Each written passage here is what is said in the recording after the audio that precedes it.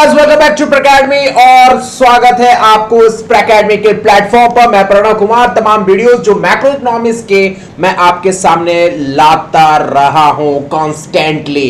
और बहुत बहुत बहुत धन्यवाद मेरे दोस्तों जो व्यूअर्स हैं, उनको बहुत बहुत थैंक्स कि 2 डेज में 100 व्यूज पार कर चुका है हमारा some basic concept of macro economics part 1। तो पार्ट 1 का वीडियो जो 2 दिन पहले मैंने जो डाला था वो 2 दिन में, मतलब 2 दिन के बाद 100 व्यूज पार कर गया। इसका मतलब व्यूअर्स जो हैं, जो हमारे स्टूडेंट्स हैं, हमारे व्यूअर्स हैं, हमारे जो दोस्त हैं, वो हमारे इस वीडियोस को, मैक्रो इकोनॉमिक्स के वीडियोस को पसंद कर रहे हैं। इससे ये पता चलता है। तो चलिए आज हम पार्ट 2 वीडियो लेकर के आ गए हैं और कॉन्सेप्ट को धीरे धीरे करके आगे बढ़ाते हुए चलेंगे। तो ये मैं बता दूं कि ये जो क्लास 12 का ये जो तमाम जो मैक्रो इकोनॉमिक्स का जो क्लासेस चल रहा है, ये कॉमर्स और ह्यूमैनिटीज दोनों के लिए है। मतलब कॉमर्स में जो इकोनॉमिक्स पढ़ रहा है उनके लिए भी है और ह्यूमैनिटीज जो पढ़ रहा है उनके लिए भी है। और ये ऑल बोर्ड लिखा हुआ है, मतलब सीबीएसई, बिहार बोर्ड, सारे बच्चों के लिए ये है। सेशन 22-23 का ये वीडियोस है। और अगर आपको हमारा वीडियो अच्छा लगता है तो लाइक शेयर सब्सक्राइब करेंगे। जैसा कि आपको पता है कि वीडियो को अच्छा लगेगा तो लाइक, दोस्तों के बीच में शेयर, और अगर आप हमारे नए व्यूअर्स हैं और हमारे कंटेंट को देखते हैं तो आप जरूर सब्सक्राइब करके जाएंगे। तो आज के टॉपिक में हम क्या कवर करने जा रहे हैं, concept and component of consumption expenditure. तो लास्ट क्लास में मैंने जो कवर किया उसको तुरंत जाकर के पढ़ लीजिए, रिवाइज कर लीजिए, उसको समझ लीजिए, बुझ लीजिए, तब यहां करके आकर के पार्ट 2 वीडियो में आकर के हमारे कंटेंट को देखिए, क्योंकि आपको समझ में आएगा जब आप पार्ट 1 वीडियो देख लेंगे। तो आज हम तमाम चर्चा करने वाले हैं what are the concept of consumption expenditure और कॉन्सेप्ट ऑफ इन्वेस्टमेंट। बस ये 2 टॉपिक पर आज हम फोकस करेंगे। आप भी हमारे साथ कनेक्ट हो जाएं, हेडफोन लगा लें और आराम से लेक्चर को एंजॉय करें। तो चलिए स्टार्ट करते हैं। तो कंपोनेंट ऑफ कंजम्पशन एक्सपेंडिचर, देखो ये कंजम्पशन एक्सपेंडिचर का कंपोनेंट मतलब जितना भी कंजम्पशन एक्सपेंडिचर, पहले मैं कंजम्पशन एक्सपेंडिचर को समझाता हूं। कंजम्पशन एक्सपेंडिचर मतलब जो चीज हम लोग कंज्यूम करते हैं उसके लिए जो खर्चा करते हैं। फिर से एक बार, जो चीज हम लोग कंज्यूम करते हैं उसके लिए जो हम खर्चा करते हैं, तो वो हमारा क्या होता है, कंजम्पशन एक्सपेंडिचर। मतलब मैं क्लोथ कंज्यूम किया, मैं राइस कंज्यूम किया, मैं लैपटॉप कंज्यूम किया, मैं रिंग लाइट कंज्यूम किया, मैं प्रिंटर कंज्यूम किया, मैं एसी कंज्यूम किया। तो एसी खरीदने के लिए, प्रिंटर खरीदने के लिए, रिंग लाइट खरीदने के लिए, लैपटॉप खरीदने के लिए, पेन टैबलेट खरीदने के लिए जो मैं खर्च कर रहा हूं वो हमारा कंजम्पशन एक्सपेंडिचर कहलाएगा। तो उसके कौन कौन से कंपोनेंट है उसको थोड़ा सा देखेंगे। तो component of aggregate consumption expenditure, aggregate मतलब ऐड करना होता है, ध्यान से सुनिएगा। एग्रीगेट मतलब ऐड कर दो, मतलब जितना भी खर्चा है, जितना चीज आप कंज्यूम कर रहे हो और उसमें जो खर्चा हो रहा है, जितना चीज आप कंज्यूम कर रहे हो और उसमें जो खर्चा आ रहा है वो सारे खर्चा को क्या कर देना, ऐड कर देना है। अब देखो यहां डिफरेंट सेक्टर है, जैसे हाउस होल्ड मतलब हमारे जैसे लोग क्या कर रहे हैं, इनकम को जनरेट कर रहे हैं और क्या कर रहे हैं, खर्च कर रहे हैं और सेव कर रहे हैं। क्योंकि इनकम इक्वल टू क्या होता है, थोड़ा सा ध्यान दीजिएगा, इनकम इक्वल टू क्या होता है, कंजम्पशन प्लस सेविंग। होता है कि नहीं होता, जल्दी बताओ। आप 100 रुपया मान लो कमाते हो तो आप मान लो 70 रुपया खर्च करते हो, 30 रुपीज क्या करते हो, सेव करते हो। तो ये 70 रुपीज जो आप खर्च कर रहे हो ये क्या आपका कंजम्पशन एक्सपेंडिचर। तो हाउस होल्ड में रहने वाला जो लोग है, जो अपने कंजम्पशंस के लिए एक्सपेंडिचर कर रहा है, वो हाउस होल्ड सेक्टर में होने वाला कंजम्पशन एक्सपेंडिचर। गवर्नमेंट भी क्या करती है, कंजम्पशन एक्सपेंडिचर। गवर्नमेंट भी बहुत सारे प्रोडक्ट्स मार्केट से खरीदती है। जैसे कि आपको पता होगा कि आर्मी में कैंटीन की सुविधा है। तो क्या करती है गवर्नमेंट, बाहर की कंपनियों से, अपने देश की कंपनियों से सामान को खरीदती है और उसको सब्सिडी रेट में अपने इंडियन आर्मी के फैमिलीज को प्रोवाइड करती है। तो गवर्नमेंट भी क्या कर रही है, कंजम्पशन करके, गवर्नमेंट खुद के लिए नहीं कर रही है, खुद के लिए कंज्यूम नहीं कर रही है, लेकिन वो अपने एम्प्लॉयज के लिए कर रही है। जैसे अगर मान लो, ये भी एग्जांपल हो सकता है कि गवर्नमेंट अगर कोई भी वेपन्स खरीद रही है, आर्टिलरी खरीद रही है, कोई प्लेन खरीद रहा है, कोई एयरक्राफ्ट खरीद रहा है किसी देश से। आपको पता ही है कि बहुत सारे एयरक्राफ्ट, वेपन्स हम लोग बहुत सारे अलग देशों से खरीद रहे हैं। तो वो जब भारत किसी अदर देश से खरीदता है कोई भी वेपन्स, एयरक्राफ्ट, हेलीकॉप्टर्स, कुछ भी खरीदता है, तो वो क्या कर रहा है, कंज्यूम कर रहा है। कंजम्पशन नहीं माना जाएगा ना। भारत सरकार कोई हेलीकॉप्टर खरीद के लाया तो उसको क्या मानोगे, कंजम्पशन, क्योंकि वो भारत सरकार यूज करेगी और उसके लिए वो खर्च कर रही है। कंजम्पशन एक्सपेंडिचर हो गया। तो गवर्नमेंट के लिए कंजम्पशन एक्सपेंडिचर क्या हो जाएगा, वेपन्स हो जाएंगे, एयरक्राफ्ट्स हो जाएंगे, हेलीकॉप्टर्स हो जाएंगे। ये तमाम चीज क्या हो गए, गवर्नमेंट के कंजम्पशन एक्सपेंडिचर हो जाएंगे।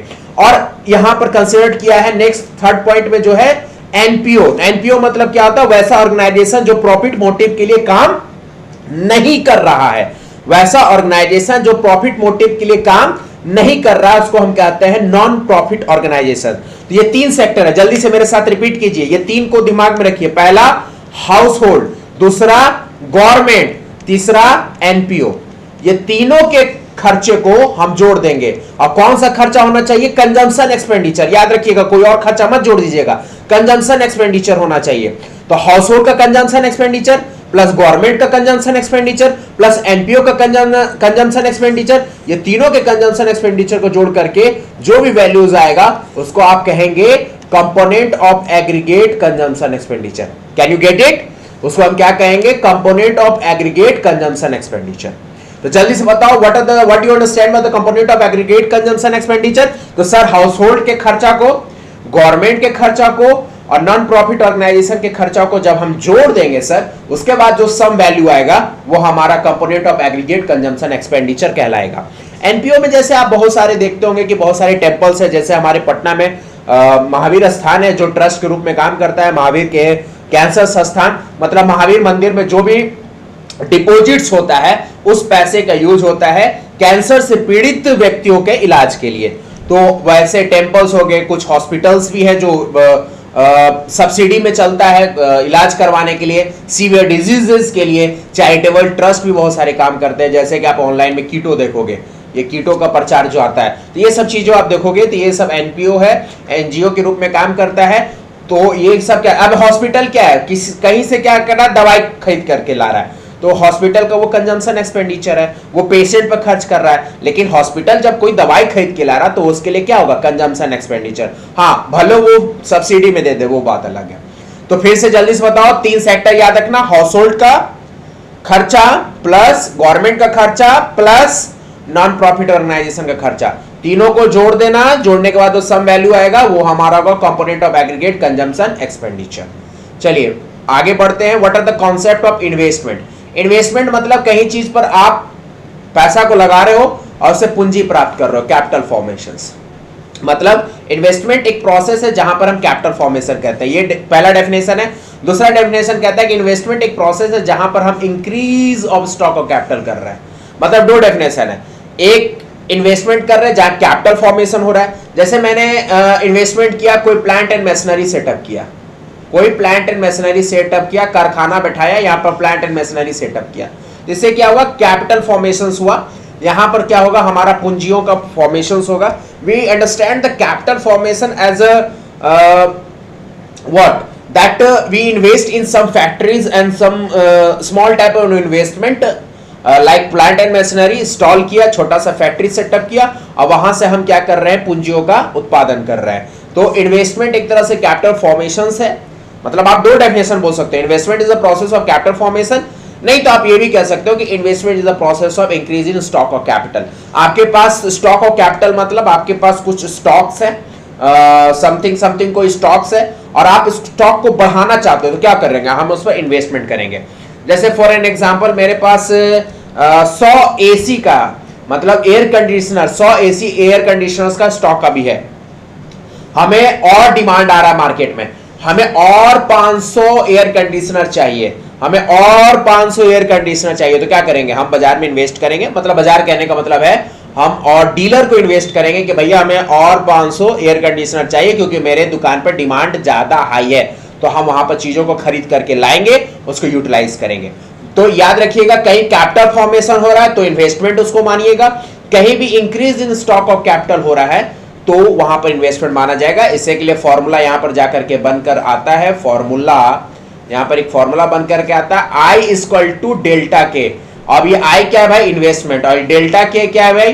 डेल्टा जहां भी आ जाएगा याद रखना वो चेंज को रिप्रेजेंट कर रहा है। डेल्टा जहां पर आएगा उसको क्या आप मानोगे? वो चेंज को रिप्रेजेंट कर रहा है। बोलोगे सर आप इस पर काहे फोकस करो, क्योंकि ये डेल्टा बहुत जगह आने वाला है। इससे के लिए याद रखिएगा, डेल्टा चेंज को रिप्रेजेंट कर रहा है और के किसको रिप्रेजेंट कर रहा है? Stock of capital. तो डेल्टा के क्या हो गया? Change in stock of capital, क्योंकि मैंने क्या बोला? डेल्टा चेंज को रिप्रेजेंट कर रहा है और के किसको रिप्रेजेंट कर रहा है? Stock of capital, stock of capital.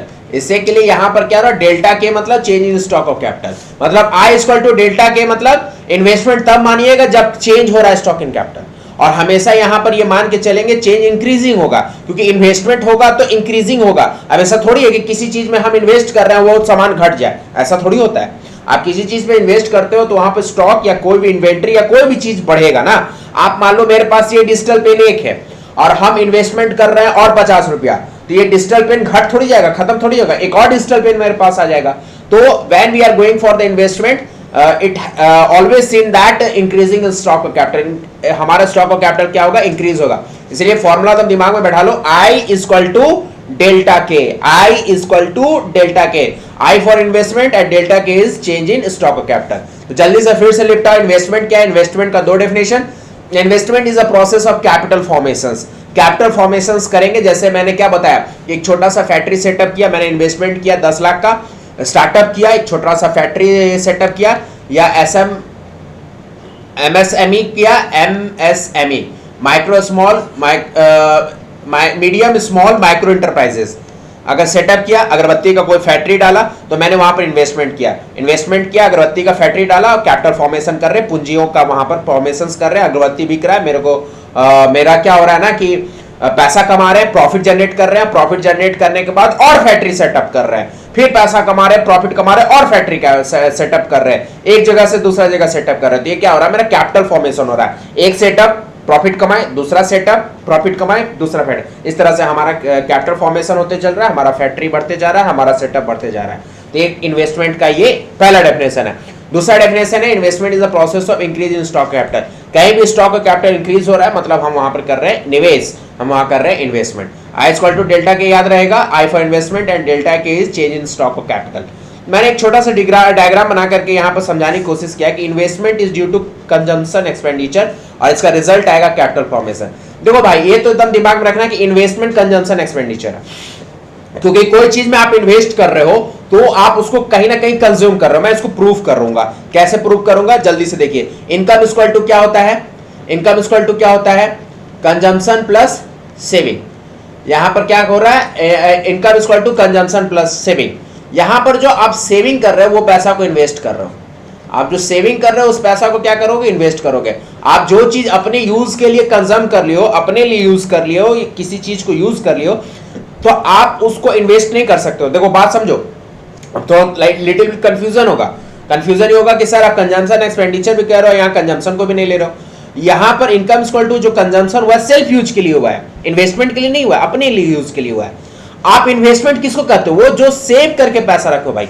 100 रुपया तुम कमाए, 70 रुपया तुम अपने लिए खर्च कर दिए, 30 रुपीज जो बचा है, अरे इसी को नहीं इन्वेस्ट करोगे, कैसे इन्वेस्ट करोगे, LIC पॉलिसी ले लोगे, जा करके अगर सेव करोगे तो कार खरीद लोगे, बाइक खरीद लोगे, ये आपका क्या है, इन्वेस्टमेंट है। आप कोई यही सेविंग करते करते कुछ और चीज आप खरीद लिए, तो investment is a consumption expenditure. एक तरह से आप क्या कर रहे हो, सेटअप बैठा रहे हो, कंजम्पशन एक्सपेंडिचर कर रहे हो, और रिजल्ट क्या मिल रहा है आपको, कैपिटल फॉर्मेशंस। तो ये पहला डेफिनेशन को इंडिकेट कर रहा है, जिसमें मैंने बताया था investment is the process of capital formation. तो इन्वेस्टमेंट में क्या हो रहा है, एक तरह से कंजम्पशन हो रहा है, किसी चीज को कंज्यूम कर रहे हैं। अब फैक्ट्री सेटअप बैठा है, तुम ही बताओ जल्दी से बताओ, इन्वेस्टमेंट किए, एक छोटा सा फैक्ट्री सेटअप बैठा है, तो वो फैक्ट्री सेटअप बैठाने में मुझे 10 लाख रुपया लग गया, तो वो मेरा कंजम्पशन एक्सपेंडिचर है कि नहीं है, बिल्कुल है। और उस फैक्ट्री को सेटअप किए, वहां से प्रॉफिट कमाए और फिर एक छोटा सा फैक्ट्री सेटअप बिल्ड किए, तो इससे क्या हुआ, हमारा कैपिटल फॉर्मेशन हुआ। तो आप लिंक समझ रहे हो ना, लिंक करने की कोशिश करो। Investment is due to consumption expenditure हो रहा है और रिजल्ट में हमें क्या मिल रहा है, कैपिटल फॉर्मेशंस। ठीक है, तो ये छोटा मोटा फॉर्मूला था, इन्वेस्टमेंट के बारे में जानकारी था, तो याद रखिएगा आई इक्वल टू डेल्टा के, it is the concept of investment. अब इन्वेस्टमेंट को थोड़ा सा ब्रॉडिफाई करते हैं और समझते हैं कि इन्वेस्टमेंट कितने प्रकार के होते हैं। तो आगे ब्रॉडिफाई करते हैं और इन्वेस्टमेंट को समझते हैं कि इन्वेस्टमेंट कितने प्रकार के होते हैं। तो देखो यार, इन्वेस्टमेंट आ गया, इन्वेस्टमेंट दो प्रकार के, अब तो दिख रहा है आपको, इसको थोड़ा सा छोटा कर देता हूं। इन्वेस्टमेंट आपके दो प्रकार के होते हैं, एक होता है इन्वेंट्री इन्वेस्टमेंट और एक होता है फिक्स इन्वेस्टमेंट। जल्दी से बताओ, इन्वेस्टमेंट होता है दो प्रकार का, एक होता है इन्वेंट्री इन्वेस्टमेंट, एक होता है फिक्स इन्वेस्टमेंट। इन्वेंट्री मतलब स्टॉक, इन्वेंट्री मतलब स्टॉक, और फिक्स इन्वेस्टमेंट मतलब फिक्स एसेट्स। मतलब जब जब आपका स्टॉक बढ़ेगा या जब आपका स्टॉक घटेगा, तो ये आपको आइडेंटिफाई करवाएगा कि इन्वेस्टमेंट हुआ है कि नहीं हुआ है। बात समझो, जब आपका स्टॉक बढ़े या घटे, आपको दोनों कंडीशन में ये पता चलेगा कि इन्वेस्टमेंट हुआ है कि नहीं हुआ। और मैंने क्या बोला था आपको, सेकंड डेफिनेशन ऑफ इन्वेस्टमेंट याद करो। सेकंड डेफिनेशन ऑफ इन्वेस्टमेंट में मैंने कहा था कि investment is the process of increasing in stock of capital. इसका मतलब जब जब आपका स्टॉक ऑफ कैपिटल इंक्रीज करेगा तो इन्वेस्टमेंट हुआ है, जब जब आपका स्टॉक ऑफ कैपिटल डिक्रीज करेगा तो समझिएगा वहां इन्वेस्टमेंट नहीं हुआ है। याद रखिएगा, स्टॉक बढ़े या घटे वो इन्वेंट्री इन्वेस्टमेंट को आइडेंटिफाई करवाएगा। और जब आपका फिक्स एसेट्स बढ़े या घटे तो वो आपको आइडेंटिफाई करेगा फिक्स इन्वेस्टमेंट को। ठीक है, तो इसमें कुछ फॉर्मूलाज हैं, फॉर्मूलाज को थोड़ा सा देखिए, थोड़ा सा जूम कर देते हैं, फॉर्मूला को देखिए आप यहाँ पे इन्वेंट्री इन्वेस्टमेंट के फॉर्मूला को, इन्वेंट्री इन्वेस्टमेंट के फॉर्मूलाज को आपको ये फाइंड आउट करना है कि इन्वेस्टमेंट हुआ है कि नहीं हुआ है। उसको आसान से आप निकाल सकते हो, कुछ मत करो, क्लोजिंग स्टॉक निकाल लो उस साल का, एंड ऑफ द ईयर लिख दिया मैं, तो एंड ऑफ द ईयर, साल जब अंत हो उसका क्लोजिंग स्टॉक निकाल दो। इन्वेंट्री मतलब स्टॉक, मतलब क्लोजिंग स्टॉक, साल के अंत का क्लोजिंग स्टॉक निकाल लो, उसको माइनस कर दो ओपनिंग स्टॉक साल के शुरुआत का, मतलब closing stock of inventory at the end of the year और opening stock of inventory in the beginning of the year. यहाँ पर क्लोजिंग स्टॉक लिखने की जरूरत नहीं था, क्लोजिंग ऑफ इन्वेंट्री भी लिख सकते हैं। तो यहाँ पर रफ थोड़ा कर देता हूँ क्योंकि यहाँ पर सॉरी यहाँ रफ नहीं होगा, पीडीएफ बना हुआ है, कोई बात नहीं, हम यहाँ पर इसको ऐसे कर देते हैं। ठीक है, अब चलेगा, हाँ चलेगा। तो क्लोजिंग ऑफ इन्वेंट्री, क्योंकि इन्वेंट्री को स्टॉक बोलते हैं तो भाई स्टॉक लिखना बार बार सही नहीं है, तो क्लोजिंग ऑफ इन्वेंट्री मतलब closing stock at the end of the year से माइनस कर दीजिए opening of inventory in the beginning of year, मतलब साल के अंत में जो स्टॉक है उससे माइनस कर दीजिए साल के शुरुआत के स्टॉक को, तो आपको पता चल जाएगा कि इन्वेस्टमेंट हुआ कि नहीं हुआ। अब एग्जांपल से समझ में आएगा ना सर, ऐसे थोड़ी समझ में आता है चीज। एग्जांपल देखो, आपके पास स्टॉक है क्या, 1 अप्रैल 2022, 1 अप्रैल 2022 में आपका जो स्टॉक है वो 20,000 का है, वो ओपनिंग स्टॉक है। और 31 मार्च 2023 में जो आपका स्टॉक है वो 1 लाख का है, वो आपका क्लोजिंग स्टॉक है। अब हमने पता करना है भैया कि हमारा स्टॉक बढ़ा के घटा है, इन्वेस्टमेंट हुआ है कि नहीं हुआ है। तो हम क्या करेंगे, क्लोजिंग स्टॉक को माइनस कर देंगे ओपनिंग स्टॉक से। यहां देखो, closing stock minus opening stock, देखते जाओ, closing stock minus opening stock. Closing stock कितना है, 1 लाख का है, क्लोजिंग स्टॉक कितना है, 1 लाख का है, माइनस ओपनिंग स्टॉक कितना है, 20,000 का है। तो 1 लाख माइनस 20,000 करेंगे तो हमारे पास आ जाएगा 80,000, मतलब हम मान जाएंगे कि 80,000 का इन्वेस्टमेंट हुआ है। और वो इन्वेस्टमेंट कहाँ हुआ है, इन्वेंट्री में, वो इन्वेस्टमेंट कहाँ हुआ है, इन्वेंट्री में। इसलिए आप देखो यहाँ पर रिजल्ट है 80,000 और यहाँ पर मैंने क्या लिखा, इंक्रीज ऑफ स्टॉक बाय 80,000, मतलब यहाँ पर ये कहा जाएगा कि हमारा स्टॉक 80,000 से इंक्रीज किया गया है। इसका मतलब इन्वेंट्री इन्वेस्टमेंट यहाँ पर हुआ है, क्योंकि यहाँ पर इंक्रीजिंग साइन है। इंक्रीजिंग साइन जब जब होगा मतलब हम यहाँ समझेंगे कि स्टॉक का इन्वेस्टमेंट हुआ है। उसी तरीके से फिक्स इन्वेस्टमेंट को भी आइडेंटिफाई करेंगे। फिक्स इन्वेस्टमेंट में क्या होता है, फिक्स एसेट्स, सबसे बड़ा बात है। फिक्स इन्वेस्टमेंट क्या आ जाएगा, फिक्स एसेट। अब फिक्स एसेट का एग्जांपल तो आप 11 से पढ़ते हुए आ रहे हो। फिक्स एसेट में क्या होना जाएगा, land and building, plant and machinery. क्या अकाउंट्स में नहीं पढ़े थे हम लोग, plant and machinery, furniture and fixtures, furniture and fixtures. तो हमने एक एग्जांपल ले लिया, यहां पर वही होगा, क्लोजिंग ऑफ फिक्स एसेट साल का अंत का, उससे माइनस करेंगे ओपनिंग ऑफ फिक्स एसेट साल के शुरुआत का। हमेशा क्लोजिंग माइनस ओपनिंग करिए इन्वेस्टमेंट निकालना है तो, हमेशा क्लोजिंग माइनस ओपनिंग करिए जब इन्वेस्टमेंट निकालना है तो एग्जांपल के रूप में रखा मैंने land and building. Land and building is a fix assets, और फिक्स एसेट मतलब फिक्स इन्वेस्टमेंट। हमने 1 अप्रैल 2022 को 20 लाख का जमीन खरीदा, हमारे पास बैलेंस शीट में, ये देखो बैलेंस शीट का इंफॉर्मेशन है, तो बैलेंस शीट हमारा बता रहा है कि 1 अप्रैल 2022 में 20 लाख का हमारे पास लैंड एंड बिल्डिंग था, वो हमारा ओपनिंग बैलेंस था। जब हम साल के अंत में आए, क्योंकि ये फाइनेंशियल ईयर 22-23 चल रहा है, इतना तो आपको पता होना चाहिए, आप कॉमर्स के स्टूडेंट हो, 11th पास कर चुके हैं, तो ये 22-23 फाइनेंशियल ईयर चल रहा है। तो 1 अप्रैल 2022 को हमें पता चला कि मेरे लैंड का जो वैल्यूएशन था, मेरे पास जो लैंड था वो 20 लाख का था ओपनिंग में। जब साल के अंत में गए 31 मार्च 2023 में गए तो हमारे पास लैंड 10 लाख का ही बचा हुआ है। अब हमको यहाँ पता करना है कि फिक्स इन्वेस्टमेंट हुआ है कि नहीं हुआ है। इसके लिए हमने क्या किया, क्लोजिंग माइनस ओपनिंग किया। इसके बाद यहाँ पर क्या किया, closing of fix asset minus opening of fix asset किया। हमेशा इन्वेस्टमेंट निकालने के लिए क्लोजिंग माइनस ओपनिंग करना, closing minus opening. Closing minus opening जैसे ही किया तो हमारे पास क्लोजिंग में 10 लाख था और ओपनिंग में 20 लाख था, मतलब डिफरेंस 10 लाख का आ रहा था। लेकिन यहाँ डिफरेंस नेगेटिव आ रहा था। नेगेटिव को तो हम लोग लिखते ही नहीं है, चाहे अकाउंट्स हो, इकोनॉमिक्स हो, कहीं भी, तो हम यहाँ पर नेगेटिव नहीं लिखते हैं। तो नेगेटिव को हमने क्या मान लिया, डिक्रीज। मतलब यहाँ पर हो सकता है कि मेरा जमीन जो है पहले जो 20 लाख का था अब 10 लाख रह गया, इसका मतलब हो सकता है कि 10 लाख का जो लैंड है वो हमने बेच दिया होगा, सेल आउट कर दिया होगा, लीज पर दे दिया होगा, कुछ भी कर सकते हैं। यहाँ पर क्या है, decrease in the value of fix asset, मतलब यहाँ पर मान के चलते कि सेल कर दिए। तो हमारे पास बैलेंस शीट में पहले दिख रहा था 1 अप्रैल में 20 लाख का लैंड वैल्यूएशन, अब हमको साल के अंत में दिख रहा है जो कि 31 मार्च 2023 है, वहां पर जाके दिख रहा है हमें कि हमारा लैंड का वैल्यूएशन 10 लाख ही रह गया। इसका मतलब जो डिफरेंस है 10 लाख का, उस वहां पर ये शो कर रहा है कि हम जमीन को क्या कर दिए, बेच दिए। ये भी इन्वेस्टमेंट में आएगा, किसी जमीन को बेच करके पैसा कमाए या हम कहीं पैसा दे करके जमीन को खरीदे, तो ये इन्वेस्टमेंट है, इंक्रीज डिक्रीज में चलते रहता है। तो हमेशा यह याद रखिएगा, इन्वेस्टमेंट दो प्रकार का होता है, एक होता है इन्वेंट्री इन्वेस्टमेंट और एक होता है फिक्स इन्वेस्टमेंट। जल्दी से बताओ, दो प्रकार का इन्वेस्टमेंट होता है, जल्दी से बताओ, जल्दी से बताओ, जल्दी से बताओ। इसको थोड़ा सा जूम आउट कर दिए तो हमारे पास इन्वेस्टमेंट है। इन्वेस्टमेंट कितने प्रकार का होता है, दो प्रकार का होता है, एक होता है इन्वेंट्री इन्वेस्टमेंट, एक होता है फिक्स इन्वेस्टमेंट। फॉर्मूला दोनों का सेम है। इन्वेंट्री इन्वेस्टमेंट में भी आप क्लोजिंग माइनस ओपनिंग करोगे, फिक्स इन्वेस्टमेंट में भी आप क्लोजिंग माइनस ओपनिंग करोगे। फर्क इतना है कि इन्वेंट्री इन्वेस्टमेंट में क्लोजिंग माइनस ओपनिंग करोगे तो वहां पर स्टॉक पता चलेगा कि स्टॉक में इन्वेस्टमेंट हुआ है कि नहीं हुआ है, और फिक्स इन्वेस्टमेंट में अगर क्लोजिंग माइनस ओपनिंग करोगे तो वहां आपको पता चलेगा फिक्स एसेट इंक्रीज हुआ है कि डिक्रीज हुआ है। तो फिक्स इन्वेस्टमेंट में आपको क्या पता चलेगा, फिक्स एसेट इंक्रीज हुआ है या डिक्रीज हुआ है। और इन्वेंट्री इन्वेस्टमेंट में आपको क्या पता चलेगा, स्टॉक इंक्रीज हुआ है कि डिक्रीज हुआ है। अगर इंक्रीज हुआ है तो इन्वेस्टमेंट इन स्टॉक मतलब इन्वेंट्री इन्वेस्टमेंट हुआ है, अगर इंक्रीज इन फिक्स एसेट होता है तो हमारा वहां फिक्स इन्वेस्टमेंट हुआ है, मतलब फिक्स एसेट में इन्वेस्टमेंट हुआ है। तो यही है दो तरह के investment, inventory investment, fix investment. निकालने का फॉर्मूला बस एक, closing minus opening. Closing minus opening, आपको पता चल जाएगा कि इन्वेस्टमेंट हुआ है कि नहीं हुआ है। चलिए कुछ छोटे छोटे बातों पर थोड़ा सा डिस्कस कर ले जो आगे जाकर के आपको काम आएगा। ये ग्रॉस इन्वेस्टमेंट है,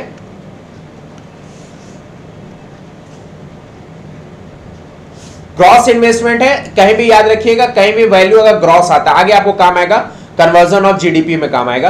ग्रॉस इन्वेस्टमेंट का फॉर्मूला होता है नेट इन्वेस्टमेंट प्लस डेप्रिसिएशन। कहीं भी ग्रॉस होगा, ग्रॉस मतलब टोटल वैल्यू। टोटल वैल्यू जब भी कहीं आपको देखे कि ग्रॉस लिखा हुआ है तो उसके इस तरफ मतलब राइट साइड में आपको दिखेगा net, net value. Net value मतलब होता है काट छाट करके, जो आपको नहीं होता है ग्रॉस सैलरी और नेट सैलरी, बहुत आप सुने होंगे।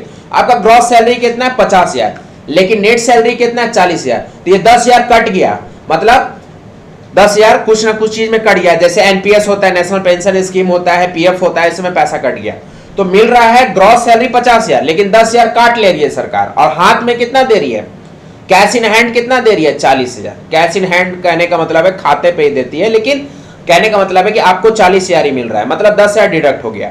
तो नेट सैलरी जो आपको हाथ में मिल रहा है वो 40,000 मिल रहा है, ग्रॉस सैलरी 50,000 है। मतलब याद रखना कि नेट जो भी वर्ड होगा उसमें कुछ ना कुछ लेस किया रहेगा। तो यहां पर क्या है, ग्रॉस मतलब क्या होगा, जब ग्रॉस निकालेंगे, जब 50,000, देखो ये ऐसे समझाते हैं, 50,000 सैलरी है तो इसको क्या करेंगे, नेट सैलरी पहले पता करेंगे नेट सैलरी कितना है, और उसमें से जितना कटा उसको जोड़ देंगे तो मेरा ग्रॉस सैलरी आ जाएगा। 40,000 हमको सैलरी मिलता है अकाउंट में, और 10,000 सरकार जो काटती है वो मिल गया, दोनों को जोड़े तो हमारे 50,000 हमारा क्या आ गया, ग्रॉस सैलरी आ गया। तो इसी तरह से हमारा ग्रॉस इन्वेस्टमेंट अगर पता करना है तो हम टोटल इन्वेस्टमेंट जो किए इक्वल टू नेट इन्वेस्टमेंट 40,000 हो गया, और ये जो वैल्यू मेरे पास जो कट कर आया था या कटा है वो 10,000 डेप्रिसिएशन का, क्योंकि डेप्रिसिएशन क्या है, loss in the value of assets, एक तरह का डिडक्शन ही है, D for depreciation, D for deductions. लेकिन यही फॉर्मूला को जस्ट उल्टा करेंगे, यही फॉर्मूला को जब उल्टा करेंगे और नेट निकालेंगे तो क्या होगा, नेट मतलब हाथ में सैलरी कितना आ रहा है, 40,000, इसका मतलब ग्रॉस सैलरी कितना था सर आपका, 50,000, और आपका पैसा काट लिया कितना सरकार, 10,000। तो ये हमारा नेट इन्वेस्टमेंट 40,000 का है। नेट इन्वेस्टमेंट 40,000 का मतलब हमने पूरा पैसा कितना लगाया था, 50,000, और 10,000 कहां चल गया, डेप्रिसिएशन में। मतलब हम माना जाएगा कि net investment, net value investment आप 40,000 का ही किया है, 50,000 का नहीं किया। क्यों, क्योंकि जब आपने 50,000 का इन्वेस्टमेंट किया तो उसमें 10,000 डेप्रिसिएशन में चला गया, और नेट इन्वेस्टमेंट आपका 40,000 का ही रहा। ये दोनों फॉर्मूला हम याद रखिएगा। नेट जब भी निकालने आए तो ग्रॉस में डेप्रिसिएशन आपको डिडक्ट करना है। नेट जब भी निकालने, देखो यार फिर अब नेक्स्ट क्लास में पूछेंगे, जब कन्वर्जन ऑफ जीडीपी में आएंगे तो पक्का पूछेंगे, उस समय आपको कमेंट करना होगा। इसीलिए याद रखना नेट जहां पर आए तो आपको क्या बोलना है, net equal to gross minus depreciation, gross minus depreciation. आगे जाकर के इकोनॉमिक्स में डेप्रिसिएशंस का नाम बदलता है, वो आपको बताएंगे नेक्स्ट क्लास में। फिलहाल आप क्या याद रखोगे, net equal to gross minus depreciation. यही उल्टा कर देंगे तो क्या होगा, gross equal to net plus depreciation. अरे भैया एक ही फॉर्मूला है, एक ही याद रखो, दूसरा को पलट देना, इतना मैथ तो आप बेसिक सीख के ही आए हो। तो thank you so much for attending the class. हमारे क्लास को एंजॉय कर रहे हो, आप हमारी क्लास को अप्रिशिएट कर रहे हो, ये देख करके बहुत ही खुशी मिला कि हमारे जो पार्ट 1 जो वीडियोस आया उसको आपने इतना प्यार दिया कि बहुत चंद मतलब समय में 2 दिन में हमारा व्यूज 100 क्रॉस कर गया। इसका मतलब आप मैक्रो इकोनॉमिक्स की क्लास को एंजॉय कर रहे हो और प्यार दे रहे हो हमें, तो अच्छा लगा मुझे मोटिवेशंस मिला कि मैं और भी अच्छी तरह से वीडियोस आपके लिए लाता रहूं। तो थैंक यू सो मच। और यार जरूर हमारी वीडियो को लाइक कर देना, अच्छा लगा ही होगा आपको पक्का, तो दोस्तों के बीच में जरूर शेयर कर देना। जो आपके दोस्त होंगे जो कॉमर्स स्ट्रीम में होंगे, ह्यूमैनिटीज में होंगे, उनको जरूर शेयर कर दीजिएगा। अगर आप हमारे चैनल पर नए हैं तो पक्का सब्सक्राइब कर दीजिएगा। कोई भी डाउट हो कमेंट करो बिंदास वीडियो के नीचे, और टेलीग्राम का चैनल का लिंक तो हम हमेशा दे रहे हैं आपको अपने डिस्क्रिप्शन बॉक्स में, तो वहां पर जाकर के आप हमारे साथ इंटरेक्ट कर सकते हो। और आपको प्यारा सा व्हाट्सएप नंबर भी दे रहे हैं जहां पर आप अपने पर्सनल इश्यूज, कोई भी दिक्कत, कोई भी कष्ट, तो आप हमारे साथ शेयर कर सकते हो। तो bye bye, tata, love you, take care, हंसते रहो, मुस्कुराते रहो, देखते रहो प्रैकेडमी, सब्सक्राइब करना ना भूलें।